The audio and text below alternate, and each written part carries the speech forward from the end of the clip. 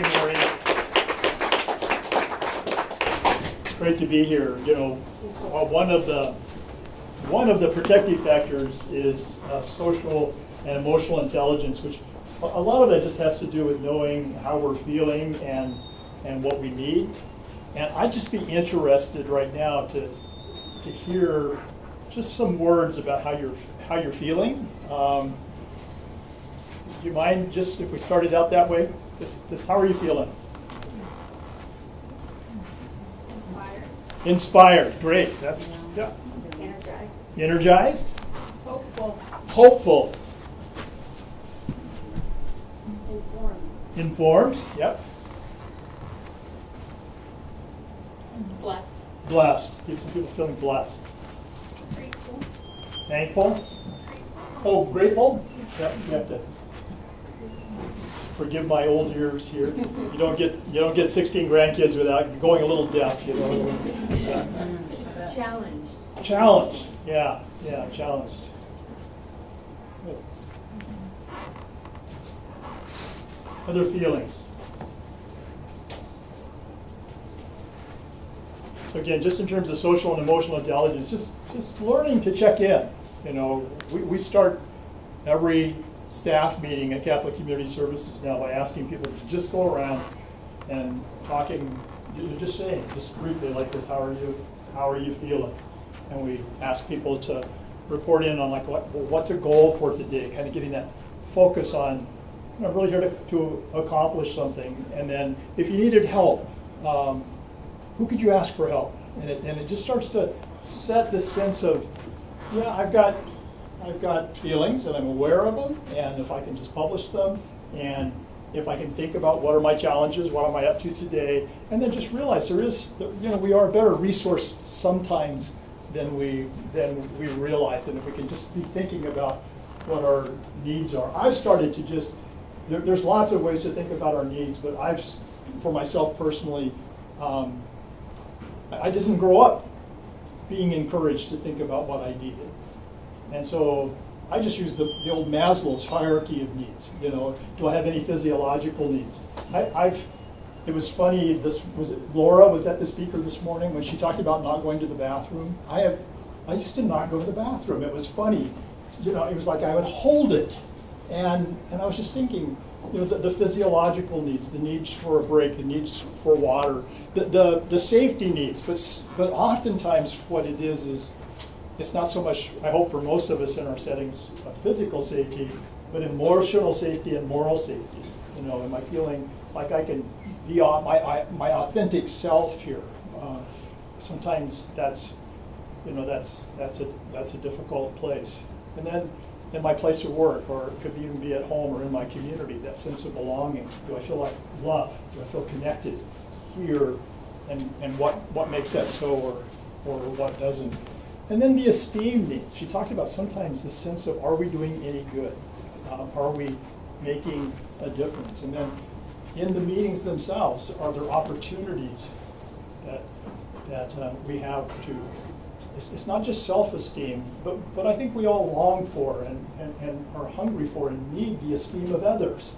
And so does that happen? And then self-actualization, you know, that need, there's a sense of discovering our own truths and goodness and beauty, and is that opportunity, and we have to nurture that. How many of you were in the presentation this morning that I did? Any of you? Nobody came back. All right. Well, thank you. Thank you for coming back. Thank you for coming back. Well, good. I'm glad because there was something that just really impressed me, and so some of the stories would be the same, but I remember I think it was an Apollo launch where the first time where they went around the moon. They didn't go on the moon, but they went around the moon. And as they were coming around the moon, you know, it all went dark for a while. And as they were coming around the moon, and just a little bit before that, this astronaut that I heard telling this story was saying about how for years they had just been focused on this trip to the moon. It was the moon, the moon, the moon. They were all looking at the moon. And that was the big deal, the moon. But he said as we came around the backside of the moon, and for the very first time we turned the camera onto the earth. And there it was. I mean, the very first real shot. We've had artist renditions before, but never a real picture of the earth. And he said, you know, the big thing about that first moon flight wasn't what we learned about the moon. It's what we learned about the earth. And the folks right now that I'm reading, Peter Senge's group and at MIT, that are telling us, they're telling us that right here on the earth right now, with the population like it is, we're consuming 50% more of the topsoil, fresh air, and water than the earth can produce each year. I mean, you just think about that, 50% more topsoil, fresh air, and clean water being, and these are scientists telling us this, and I don't know whether their data is right, but what if it were only 20% more? What difference does it make? It's this idea that I think that we have, that so many of our systems, our old systems, just aren't working anymore. I mean, think about immigration. And rather than getting into a political discussion here in the United States, let me just push it over to Europe, but we could talk about it anywhere, where those systems just don't work anymore. It takes a picture of a 3-year-old dead on the beach to start to inspire. And so they talk about how government, and profit-making businesses, and then the non-governmental non-profit, that each of us right now, we're having this tendency, when the old systems are breaking down, to go back and try to rebuild them, to go back and do more of the same. And these folks at MIT are just saying, it isn't going to work. Those were 20th century solutions to 20th century problems, and they're not going to work in the 21st century. And so what they're saying is, we have to learn something new. But in order to learn it, we're going to have to let go of the past. This last year, and in the process, we're going to experience what they call a collective disturbance. That letting go of the past, it actually creates trauma, re-triggers trauma.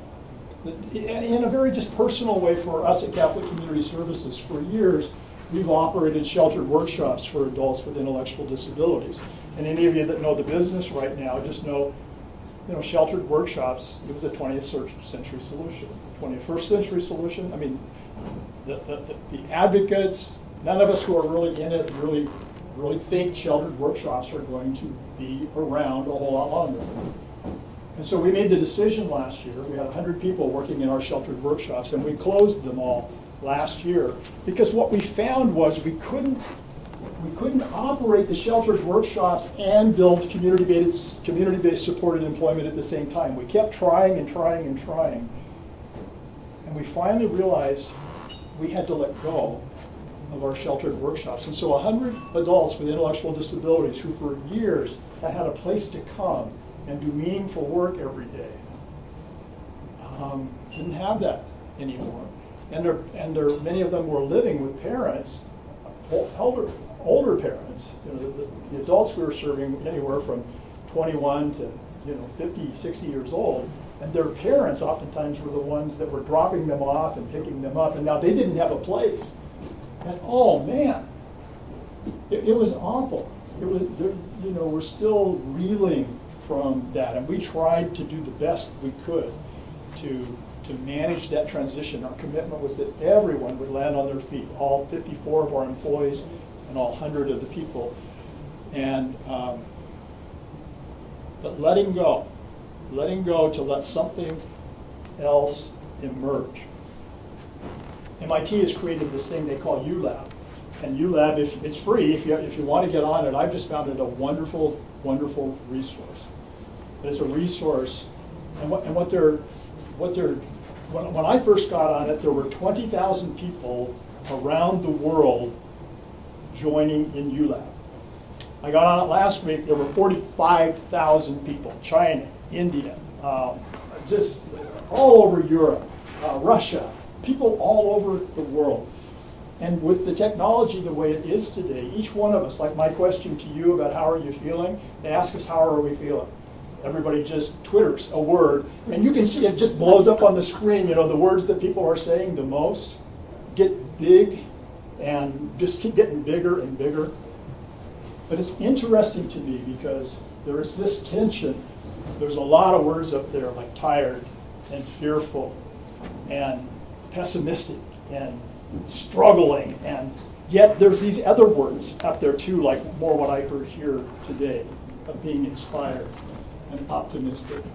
But there is this sense that what they're saying is the idea of these what they're calling complex adaptive systems, that we've had a tendency in the 20th century to think big was better. And so we kept trying to find big systems, kinds of solutions to problems.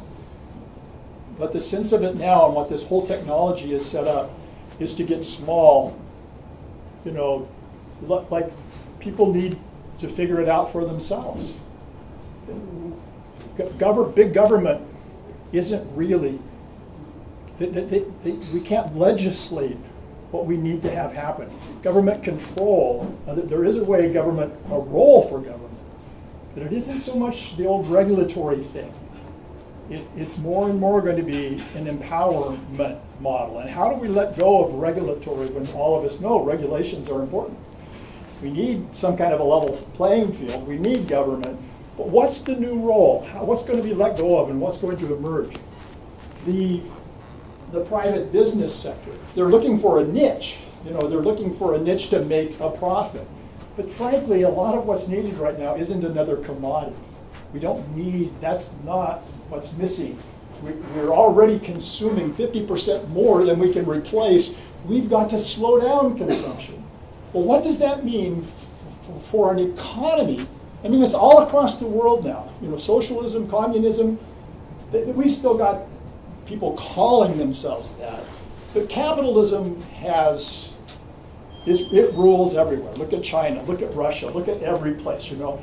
Cuba, I read just recently, they're thinking about the World Society kind of wants to keep Cuba as a socialist, as a communist country, so that in the future generations they could go and see kind of like a quaint old Amish village, what it was like, you know, what socialism was like. Because capitalism is going to dominate the world, and yet it's all about consumerism and materialism, and we're already consuming more than our earth can replenish. It's a dead end. It's a dead end. And so we've got to learn to let go, and they're saying that that letting go, that being willing to let go, and that being willing then to take a look at what's waiting to be born, what's waiting to emerge, and that we can't expect big government or big business or NGOs to answer that question for ourselves. It's like this picture of the spaceship coming around the corner, and we want to focus on these other systems like the solutions to our problems, and they're saying the camera turns right back around and it's on Earth. Well, it turns right back around and it's on us. I loved it that Laura was here today to start the conversation, not about how do we do a better job serving the people that we long to serve, but how do we do a better job of taking care of ourselves? That's the fundamental question that we have to ask ourselves, is how do we, and in this case we're going to talk about protective factors. We can use science, we can use research, and there's a lot of science and there's a lot of research that says that as we build protective factors into our own lives, that it really does improve the quality of our life. And as you hear about what they are, you're going to realize you don't have to consume much in order to have dramatic improvements in the quality of your life. In fact, well, you probably have to consume something. There is a drive here today. There's knowledge. There's opportunities to gather. There is a consumption cost, but not like in this consumer sort of place. But we can't. The message is we can't wait for it to happen out there somewhere. It's got to start here, inside of us, and then it's got to move into our own families.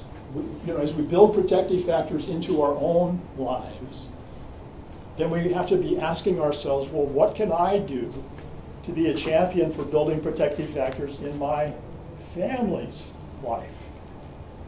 And then finally, going out and looking at the sense of community. We define community at Catholic Community Services as neighborhood. We want to, and we define the neighborhood by the elementary service values. But we've also got our community at work. And so how do we build these protective factors into our work community, into neighborhoods? And it's not necessarily the schools. We use the school boundary to define a neighborhood. But it's this smaller scale. And it's the opportunity for those small scale things to be popping up all kinds of places.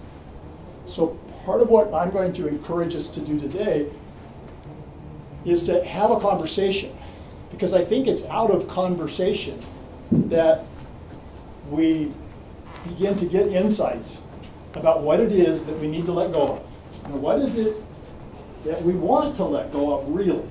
I mean, there's things in your life that you want to let go of, but what stops us from letting go?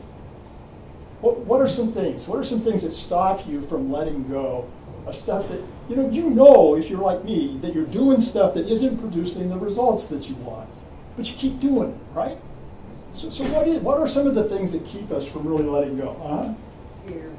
Fear. Fear really holds us in place, because sometimes what I've got here right now, it may not really be what I want, but there's this fear it could be worse. Yeah. What else keeps us stuck and unwilling to let go? Pardon me?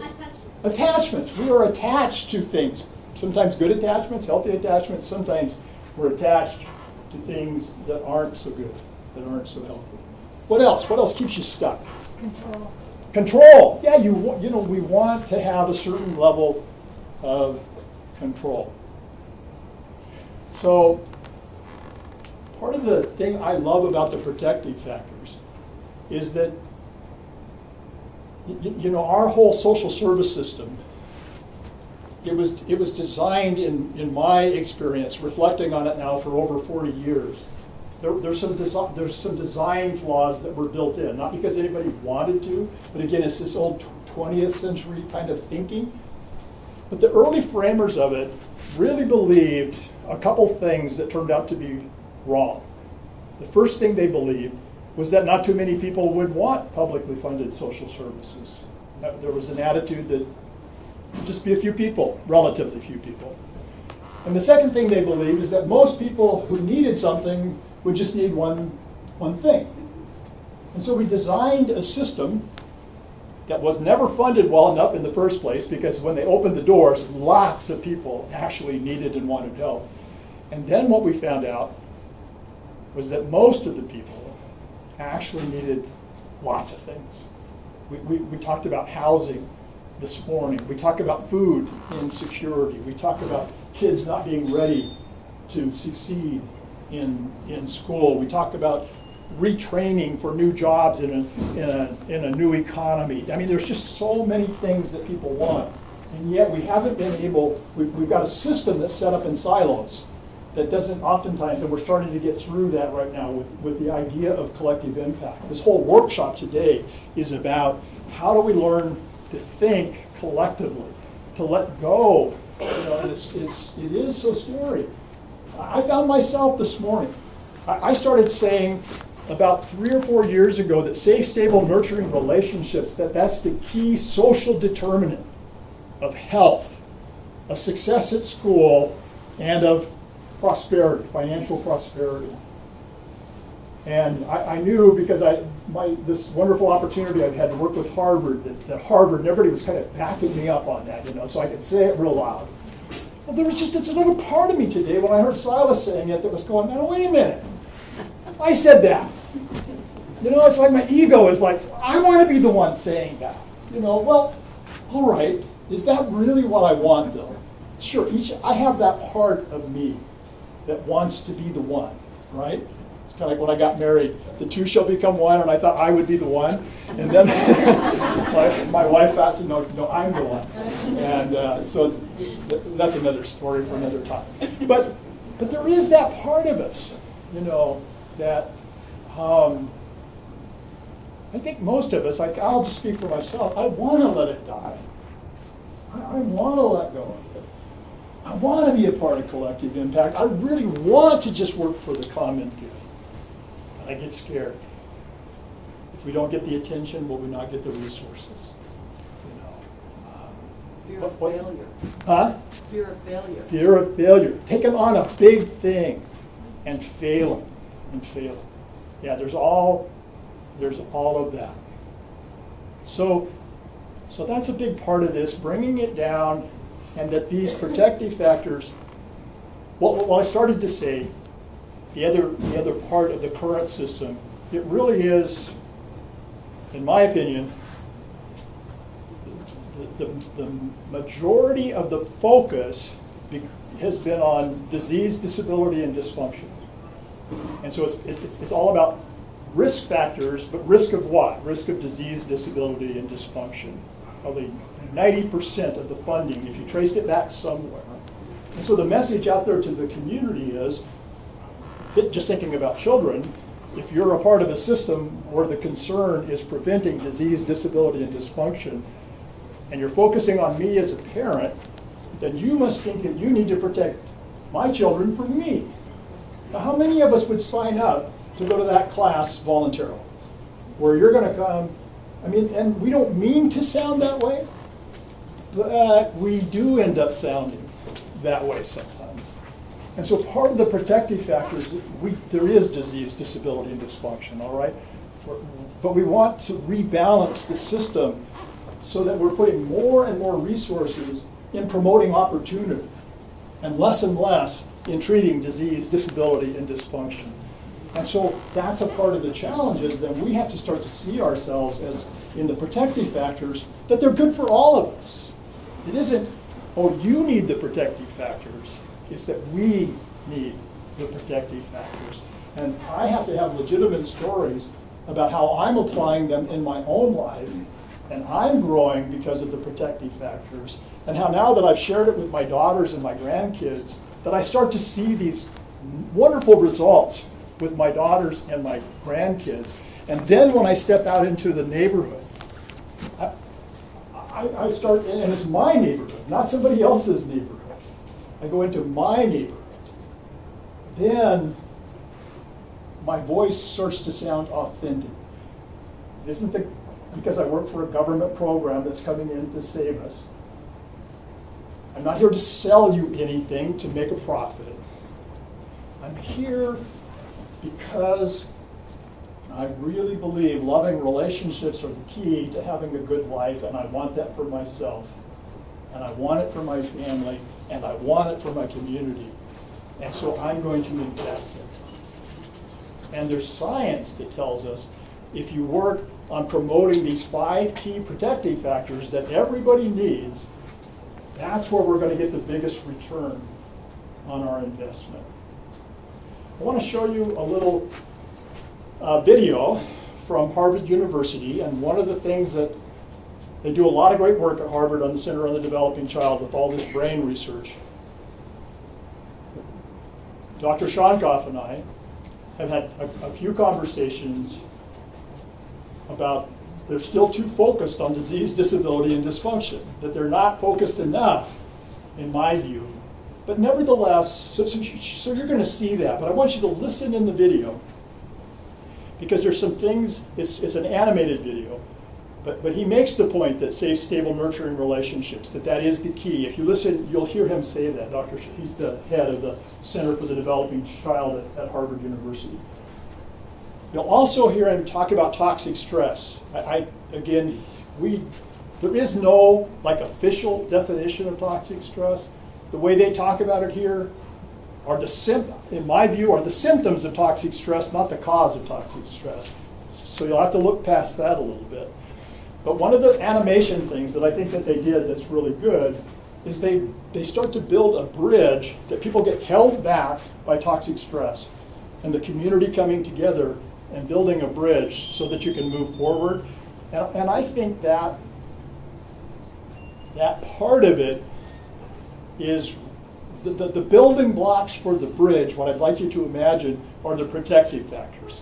And so when we get back, then we're going to actually start talking about how do we apply the protective factors in our own lives, in our families' lives, and in our work life, okay? Imagine if somebody could come into your home and take a snapshot of you at your very worst and say that's who you are. You know, I just dread my wife ever telling stories about me at my worst. You know, it's like, oh God, don't tell that story. You know, none of us want to be evaluated when we are overwhelmed with our negative emotions and fears and acting out of fight, flight, or freeze, and yet we've got parents who grew up with these adverse experiences, who are just common. It's just, you know, things that wouldn't trigger us are triggers, and they're experiencing this. And so then we evaluate them in that time when they are experiencing stress. And there is a balance. You know, we do have to protect children. I'm not saying that. We have to set and protect healthy boundaries. But we also have to take a look at how do we do that in a way that protects the dignity and really starts to take a look at, well, what are the feelings of the parents and what are their needs, and how do we as a community begin to respond to that? And more importantly, how do we begin to engage them in solving their own problems? We talk about the golden rule. We all know the golden rule is do unto others as we would have them do unto us. But we also have to incorporate the iron rule, which is don't do things for people that they can and should do for themselves. And so often we're so busy trying to take care of the children that we're doing something that the parents ought to be doing out of fear that they won't do it. And so again, there's a balance in here. There's no like formula. You got to be on the ground and you got to be weighing these things.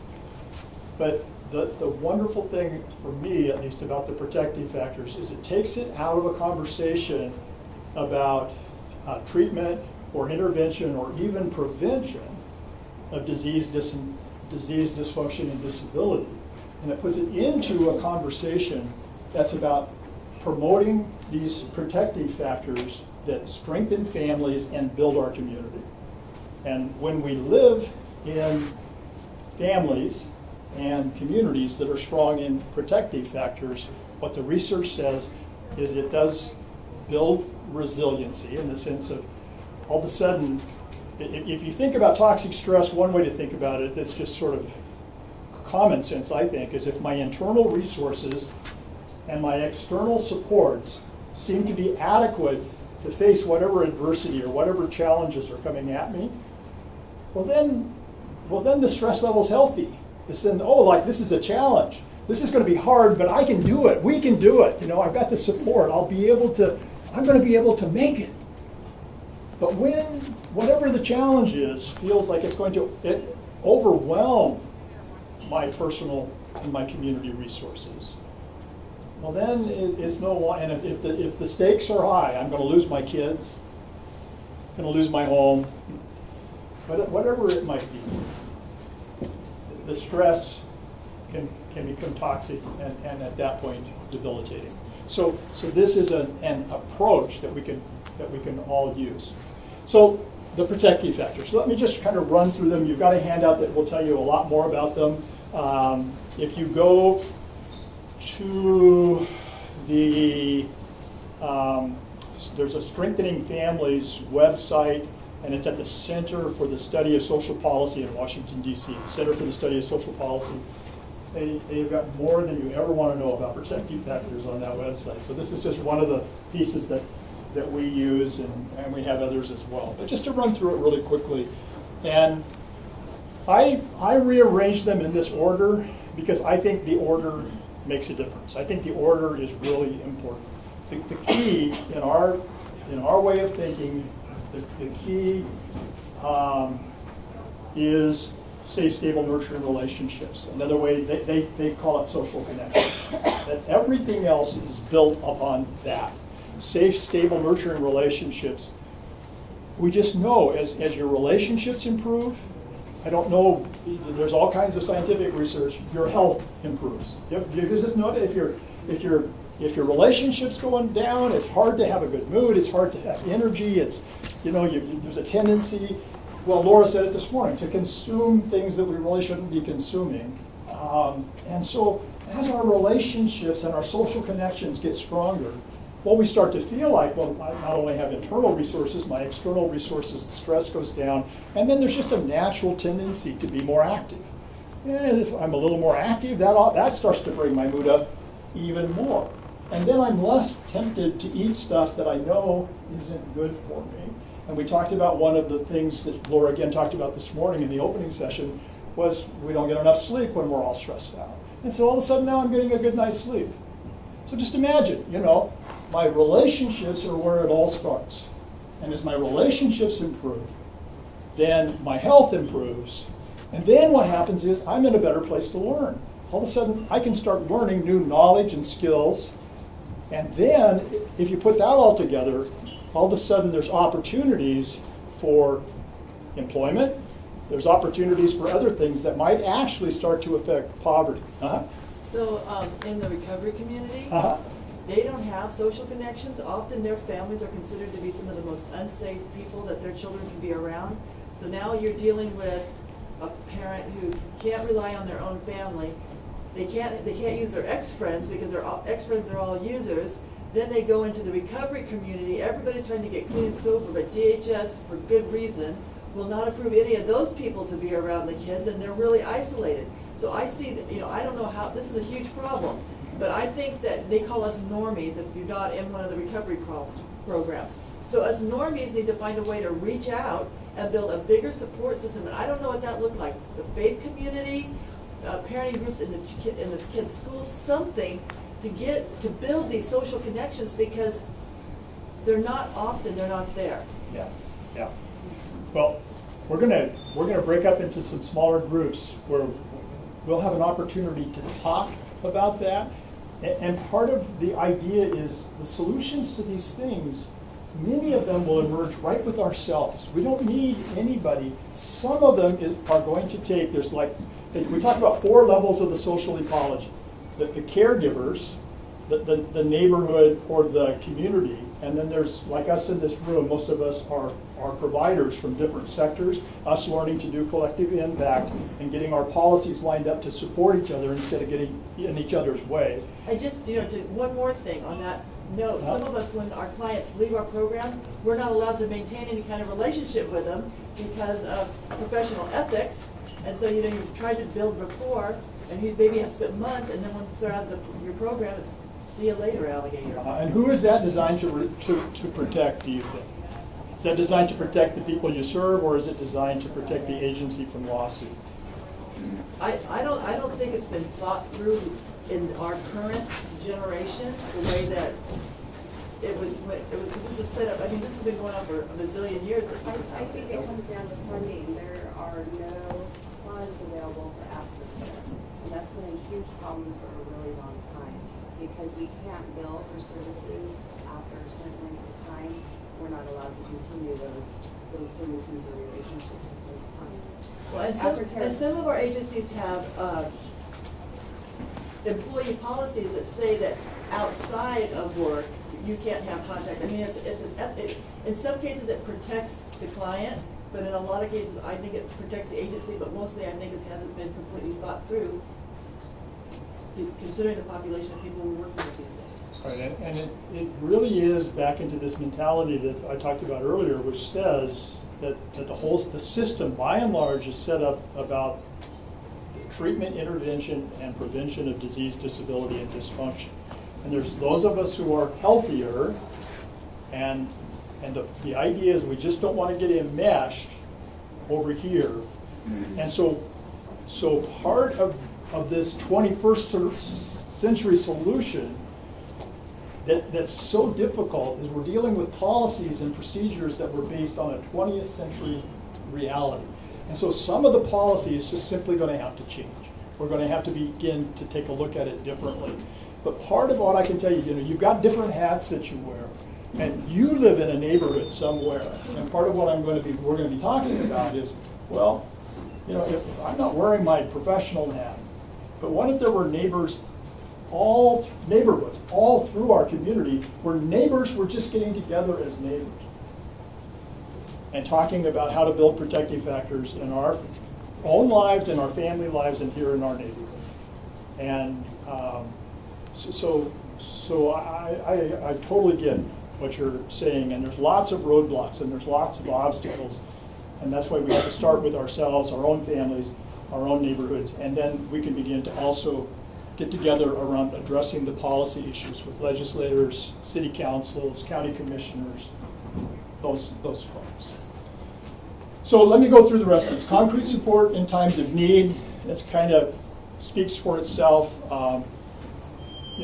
I've got a stepdaughter who went through a divorce. She's got 2 4-year-old twins, and her daycare provider calls and says, I'm sick, can't have kids today, and her boss is saying you can't miss another day's work. And luckily, I've got about 6 years of sick leave and comp time built up over 40 years, and I'm not going to lose my job if I take a day off. And so she can call her, my wife, and we pick up the grandkids. But there's so many tangible sorts of needs that families have in our community, concrete support in times of need, that there's nobody to call. But just imagine a neighborhood, imagine a community with churches and businesses and neighbors who actually knew each other and had strong social connections and started to say, well, what are some of the common needs our young families or even our older families have? And how could we organize so that in our community, if there's a need that we know comes up over and over and over again, we're organized, not by the government, but by ourselves through our own social connections, so that there's a grandma, grandpa-like person who would be glad to step up. And they've gone through the background checks. I mean, just start to imagine a little bit how that might work. Knowledge of parenting and child development seems kind of obvious, all right? We need to develop more knowledge. Parental resilience. Parental resilience, in my book, at least it has at least 2 factors. It probably has a lot more than this. But one is, how do you take care of yourself? Oftentimes what I see is you've got a father who's disappeared, and I don't know if he's taking care of himself or not. Probably not. Probably out there doing stuff to mess up his own life too. But a mom who's left to take care of 1 or 2, sometimes 3 or 4 children. And it's like, how do I take care of myself? It's like a paradox. It's like, how can my kids have so many needs. And yet there is a way through that. We get trapped in our own thinking sometimes. And what we found through these conversations that happen in communities about how do we start to take better care of ourselves. I was in a community meeting not too long ago where one mom was just saying, I get completely stressed out with my dad's father on the phone. It's a boyfriend, not a husband. But I get so mad at him, and we argue and we argue and we argue, and I can see us making the baby cry, and I'm so upset. And the other mom said, I used to do that with my baby's dad too. And then someone just suggested to me that I politely tell him that this conversation is upsetting me and that's upsetting the baby, and I'm going to hang up now. That I don't have to stay in this conversation, and I don't have to call him any names, and I just hang up. A couple weeks later, when we had the next community cafe meeting, Mom was saying, why didn't I think of that? It was just so obvious. But I just hung up. I just tell him. Not mad, no cuss words, no yelling back and forth, no getting into the blame thing. This is upsetting me, and that's upsetting our baby, and I'm going to hang up now. And I'm not going to answer if you call me back. And then just hang up. I mean, it's self. There's there's things that we can't do, but sometimes we get so focused on what we can't do that we don't see the things that we can do. And as you do more of what you can do, more opportunities begin to open up. And then finally, the social and emotional competence of children. So much of the tension that we have is that our kids are acting out. I mean, their needs aren't getting met. They don't understand their own emotions and their needs. And what they do know, it's not being met. And so then we get this vicious cycle where the kids acting out just adds to the stress to the parent. And then the parent is at this place where they're in fight, flight, or freeze, and it just gets to be this mess. And so part of what we can do as a community, and I was so glad to hear the superintendent of the McMinnville School District talking about some of the things that they are doing now to help the children be able to think through what they need in their own brain development, and as they start to bring some of this stuff back home into their own community. There's just a lot that we find we can teach kids. So let me just talk a little bit about a community cafe. I think that's so. A community cafe is a gathering of any community, or it could be a family. Normally, what I'm going to ask you to do here in a minute is to have 4 or 5 people in a conversation at a time, not more than that, because otherwise people don't get heard. But it's to facilitate open and caring communication among the people in the cafe. It's to link different people's ideas and to tap into the wisdom of the community. That's the purpose of the community cafe. And what we found is there's 3 virtues and 2 skills that people need to be willing to practice. Nobody's going to be perfect at it, but people need to be able to practice in order to make a community cafe work. And the first one is caring. I have to be willing to care about the people who are around me in this community cafe. And there's lots of ways that we can show caring. There's lots of ways that inadvertently we sort of transmit that what you've got to say or what your needs aren't important to me. And we all see it. I mean, like if you're trying to talk to somebody and they get their cell phone out and start checking their email messages, or if now it's my turn to talk and you've just finished talking and you're noticing the need for a drink of water, and just as I start to talk, you get up to go get a drink of water and walk away. I mean, just start to be thinking about and to reflect upon, how can I demonstrate caring? The next virtue is courage. This is, you don't know, in the beginning, it was hard for me to think about this courage idea. But this conversation, when it works, leads to letting go and embracing something new. Oftentimes, it's letting go of things that are pretty scary. In my own situation, I grew up in a family where conflict often led to violence. And so anything that started to look like conflict, and with my wife especially, it was between my mom and my dad, so that was the place that was the scariest for me. So if my wife would bring up something that I had strong feelings about that weren't lined up with hers, that conflict would cause me to first want to escape. And if she wouldn't let me escape, which sometimes she just wouldn't, I could go outside and she'd come outside with me, and I'd go back inside and she'd come back inside with me. And then I'd get to this place where I just, and so then she'd say, forget it. If you're just gonna get mad, forget it. I used this analogy this morning, and it's a powerful one for me, but there's a story about somebody that adopted a dog, and they found out that the dog had been beat over and over with a broom by its previous owner. And so this new owner, who was a very compassionate, loved the dog. But every time she'd get the broom out to sweep the floor, the dog would wet itself, wet the floor. It was terrified of the broom. Now, was the broom dangerous in this woman's hands? No, not at all. But in the dog's mind, there was such an association, the broom was such a trigger that it put him into toxic stress immediately. Now, when my wife brought up something that was difficult between us, it's like the broom for me. And it takes going back and forth. I've got a responsibility to develop enough courage to say, her bringing up a disagreement is not a problem.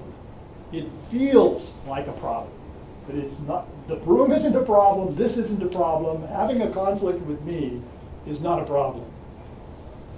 And on the other hand, my wife has to be able to say, I understand what conflict does to you. I understand it's a trigger for you. And so how do we work this out? How do we work it out? I can't not tell you when I think you're wrong. I can't not tell you when I think we got to do something different. When I think the budget's out of whack, or when we need something and you don't think we need it. We got to talk about those things. We just can't go our separate ways. But how can we have that conversation in a way that acknowledges that takes courage for me? And I may not be great at it right in the beginning. And we begin to take it, instead of coming to the place that there's conflict and then just going out of it, exiting, that we can take it to that next level of really listening to how each other feels, what we think, and what we need, and then trying to find some way to move forward together. But that takes courage on her part as well as my part, because it's hard when you don't understand what's going on with somebody else and they're starting to get upset with you over something that doesn't make any sense to you. It's hard to stay there with that and to be, there's an old saying, hurt people hurt people. That's automatic. That's sort of built into us. Hurt people hurt people. So I do something to hurt her, and then all of a sudden she would shoot back at something that would hurt me, and then all of a sudden my view that conflict leads to violence was escalated because I just had verbal violence. Sometimes there's the violence of rolled eyes. Have you ever had anybody roll their eyes at you in some way just to, you feel put down? Well, that's the normal cycle. Hurt people hurt people. You notice that? Your husband or your wife or your kids, your mom, your dad, they say something that hurts you and you snap back, right? I mean, that's normal until it isn't anymore. Until you make the decision to say, you know what? I am committed to being a healing presence. I am committed to this relationship. And I'm, to the very best of my ability, I'm not going to get into the hurt people cycle anymore. When someone hurts me, I'm going to see it as an opportunity to ask them what they're feeling and what they need. And then after I've listened to them, I'm going to ask them if they would be willing to hear what I'm feeling and what I need, and to say, is there some way we can work it out together? Because what's important here is our relationship. It's not being right. I need to quit trying to make it right that the broom is evil. And she needs to let go of being right, that I ought to be able to have these kinds of conversations without acting like a jerk. So you can be right or you can be in a relationship. And what is it? What is it that gives the quality to your life? Is it being right? No, it's the booby prize. Being right is the booby prize. Being in a loving relationship determines the quality of your life. And yet we give it up for the booby prize. And it's because oftentimes that we're in relationships with people like me who've got these aces going on and we're triggered and you can't figure out what you even did. I used to have a kid in the program, and he and I would get along fine. And then one day I'd come in, he would just treat me like a jerk. I couldn't figure it out. Why? What's going on? We had these conversations. One day I came in and I just happened to notice he was looking down. And I had on, back then, I had a pair of black, what do they call them, broads, those wingtip shoes. And I noticed he was looking at them. And he was treating me like a jerk. I said, Monty, is there something about my shoes? And he started crying. He said, my dad used to wear shoes like that, and he would kick me. see, you know, I'm going to quit wearing these shoes. And then we can start talking about this. And so we can start building it up. We can start building up, one, your idea that I'm not going to kick you. And you can start working on having the courage to stay with me and to still be caring towards me, even though I'm wearing these shoes. But for now, I'm not going to wear these shoes to work anymore. Because now I get it. Now I get it. But before, I just thought this kid was crazy. I mean, you know, I didn't understand it. There's just something wrong with him, rather than the question that we ask in trauma-informed care, which is, you know, not what's the matter with you, but what happened to you. That's the question. And then curiosity. Again, I loved Adele's presentation. Was it Adele? Laura's presentation this morning, where she talked about we really have to be curious. We have to be curious about our partners. And if you've been married as long as I have, you start to think, I know everything about my partner. I know so little about my partner. One of the things I love right now is, you know, when we were dating and all the sort of the barriers went down, and we used to go on these long talks, and we would hold hands, and we would have conversations, and I'd finally have to drop her off at home, and then we didn't have cell phones back then, but I couldn't wait to get home to call her so we could keep the conversation going. And then pretty soon, you know, it'd be like, oh, it's midnight, and I got to get up in the morning, and I really ought to let you go. And then all of a sudden it was 12:30, and then it was 1 o'clock, and now I really got to let you go. And so then finally we'd hang up. And then we got married, and we couldn't carry on a 5-minute conversation. I mean, it was like, you know, because our authentic self started to come out, and those differences and the conflicts. And so the only choice I had at first was to go back up and try to be nice, just to not really say my authentic self. I didn't know how to go deeper. I only knew how to exit. And so this idea of, oh, I can be curious. How are you feeling? Tell me about how you feel. Oh, I'd like to know more about it. Would you say more about that, how you're feeling? And even if it's something that triggers pain in me, you know, I'm upset with you right now, Jim. I'm really mad at you. You said you'd be home at 6.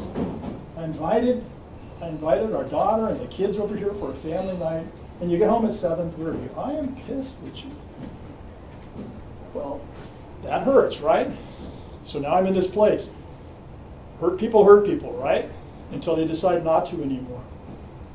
And so I got to decide, am I just going to do what's automatic, hurt people, or am I going to do something that's out of my commitment to this relationship? And out of the commitment to the relationship, am I going to say, can you tell me more about that? Yeah, I can tell you more about that. You did it 3 weeks ago too. And you know, more, so often you tell me you're going to be home and I just can't count on it at all. And I am just really tired of you telling me one thing and doing another. So, wow, you're really frustrated. It isn't just about this. It's like you see this pattern in me of not coming home when I say I will. Yes, and I am sick of it. You know, it's like I can't trust you.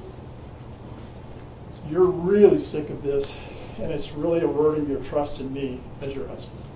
Yes, that's right. And you need me to show up when I say I'm going to show up. I'm hearing that's your need, right? Yes, that's right. And I say, you know, I get it. And I'm sorry. I am truly sorry. Will you forgive me? And sometimes she can't write in the moment, but she always does. And then I ask her, could you just listen? I don't want to justify what I do, but could you just listen and hear the pressures that I'm under? You know, every 2 weeks we got a $700,000 payroll, and I don't know how we're going to make it. And if we don't pay these people, I mean, these are my people. And I'm out talking to donors, and we're trying to get, the state's got this new computer system, and they tell us they can't get the check out on time. And it's like they think we've got these big bank rolls of reserves that if they don't pay us, that we can just draw down on the reserves. And I just get so in a knot about all of that. But I know that's not an excuse for not calling you and not telling you I've got to make 2 more donor calls. I know that's not an excuse. And I know in my heart of hearts, I had to just come home. But I just want you to get it. And so then she says back to me, Jim, it sounds like sometimes you get pretty stressed out at work. And you're scared. You're really scared there.